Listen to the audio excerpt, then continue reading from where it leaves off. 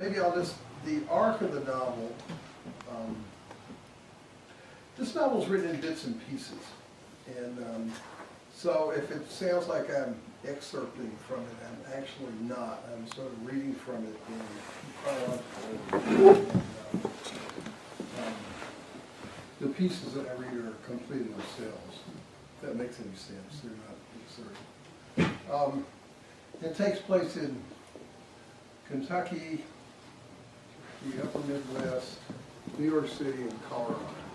And also let you can sort of figure out where you are. And I'll try not to, Wes, can I borrow your watch?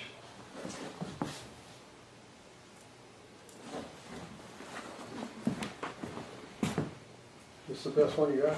Yeah, don't shake it. Okay. It doesn't have numbers on it, right? Okay. Bobby Lee's father owned a drugstore and a picture show.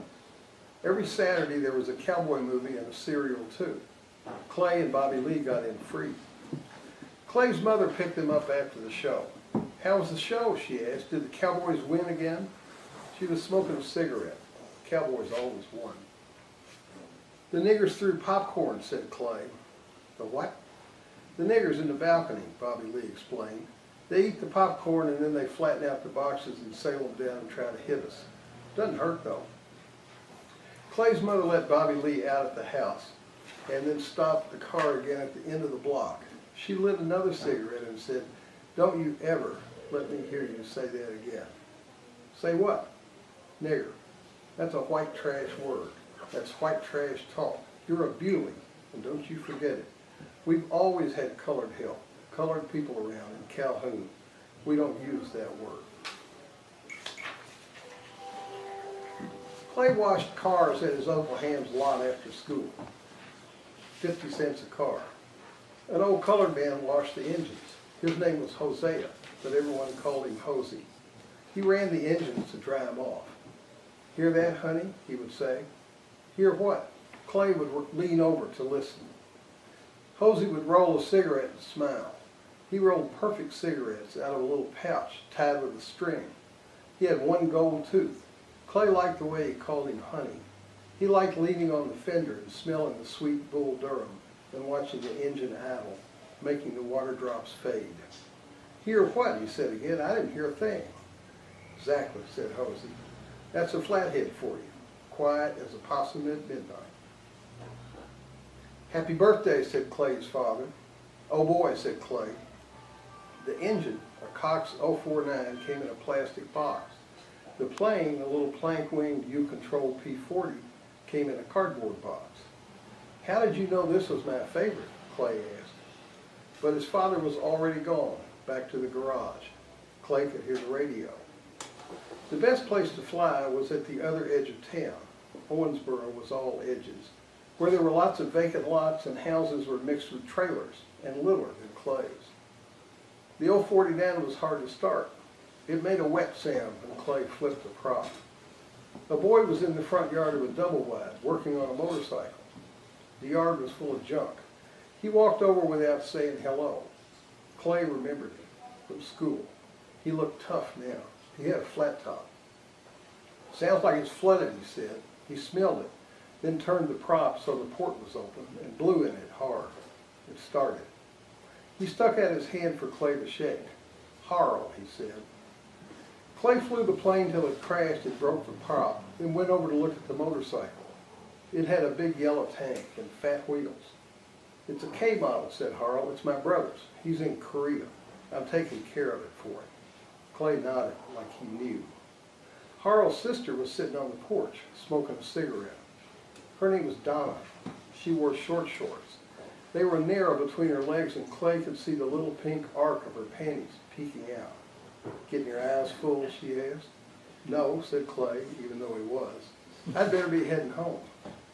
That night he lay in bed and thought about the flat top, the motorcycle, the little arc. Mostly the little arc. Clay's father didn't like guns. Clay's mother said it was because of the war. Clay liked guns, though.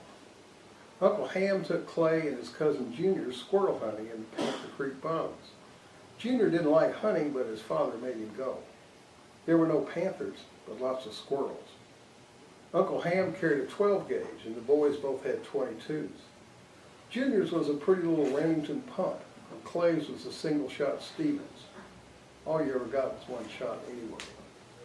Uncle Ham let the boys take the first shot and miss. Then he would blow the squirrel out of the tree with his 12 gauge.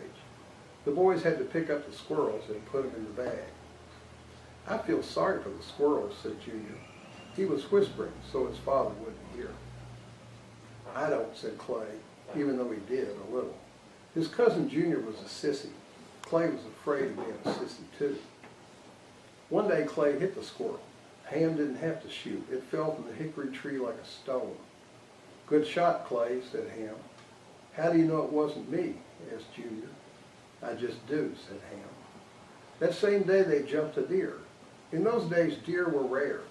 "It's like seeing a unicorn," Clay said. He'd been reading about unicorns. "There aren't any unicorns," said Junior. He hated his father. Clay's Uncle Ham owned the Ford Lincoln Mercury dealership. He gave Clay's father a job in the office, and now they had a new car every other year.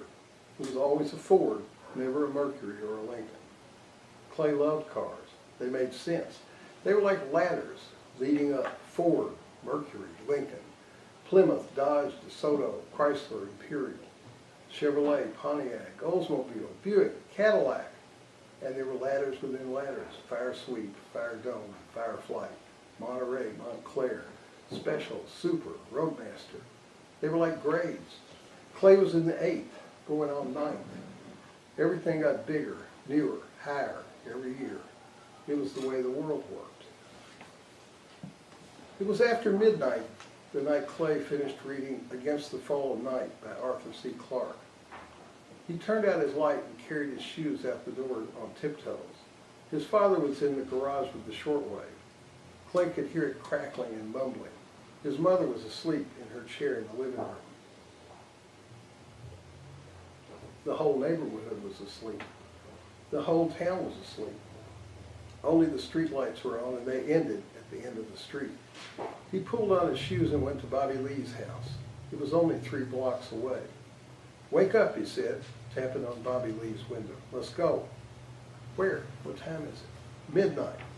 "It's too late. We'll get in trouble." "So what?" said Clay. He gave up and went on alone. It was summer. The bugs were loud. Owensboro was all edges. The town ended at the end of the street. He walked out into the darkness between the long rows of burley tobacco still only waist high. He kept his eyes on the ground until he was far out in the field. Then he looked up. There was the universe. It was all stars. He lit a Kent and watched the smoke drift up into the universe. Nobody in Owensboro even knew it was there. The Deary Drive-In, where DDI was on 4th Street, out at the edge of town. The cars cruised through on display: a 55 Chevy, a 56 DeSoto, Ford T-Bird. Clay's 49 Ford two-door with a shot of primer fit right in. He never opened the hood, so nobody knew it was a 6. He even had a girlfriend to fill out the front seat. They didn't talk much. Libby liked to fool with the radio. She liked the Everly Brothers. Who didn't? Her father wouldn't let her go to the drive-in movie. They would sit and sip their Cokes and watch the cars roll through the DDI. Then they would kiss and then go home.